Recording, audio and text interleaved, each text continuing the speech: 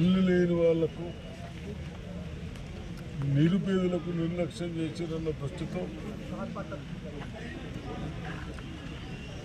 Congress party మన ముఖ్యమంత్రి గారు రేవంత్ రెడ్డి గారు కన్సర్న్డ్ మినిస్టర్ శ్రీనివాస్ రెడ్డి గారు ఒక ప్రణాళిక తయారు చేసి ఒక కాన్స్టిట్యున్సీకి 3,500 ఇల్లు ఇవ్వాలి సంవత్సరానికి. ఆ ఇల్లు గతంలో ఇచ్చినట్టు కాకుండా 5 లక్షలు ఇచ్చి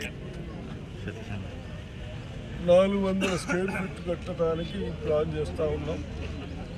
400లో ఒక బెడ్రూము, ఒక కిచెను, ఒక హాలు, చిన్నగా బాత్రూమ్ కూడా అటాచ్ చేస్తూ ఉన్నాం. కాబట్టి తప్పనిసరిగా ఇది కేవలం మన మండలకు ఒక మోడల్ హౌస్ బిల్డింగ్గా స్టార్ట్ చేస్తాం.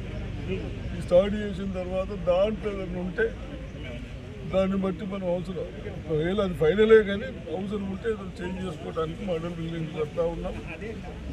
అందరూ కోఆపరేషన్ చేయాలి. గత ప్రభుత్వాల లెక్క ఉన్నోళ్ళు తీసుకుని గరీబులను వదలకుండా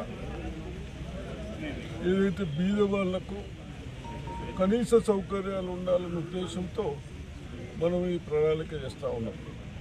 దయచేసి అందరూ అధికారులు కానీ నాయకులు కానీ ఏదైతే థర్డ్ పాలు వేసుకుని ఉంటున్నారో ఫస్ట్ ప్రియారిటీ వాళ్ళకు వస్తున్నామని చెప్తా ఉన్నారు. అధికారులు తప్పులు చేస్తే మట్టుకు యాక్షన్ తీసుకుంటాం.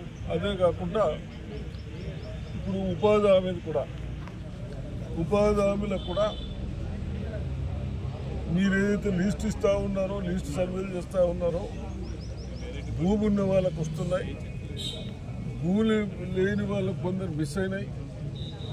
భూమి ఉన్న వాళ్ళకి ఇస్తే భూమి ఉన్న వాళ్ళకు రేపు ఏది రైతు బంధు ఇవన్నీ వచ్చే అవకాశం కోల్పోతుంది. మీరు ఏదో అనుకుంటారు, మీ నిర్లక్ష్యం చేయబట్టి అటు ఇద్దరు సఫర్ అవుతారు. భూమి ఉన్న వాడికేమో రేపు 500 కొడుకు రాదు, రైతు బంధు మిస్ అవుతుంది.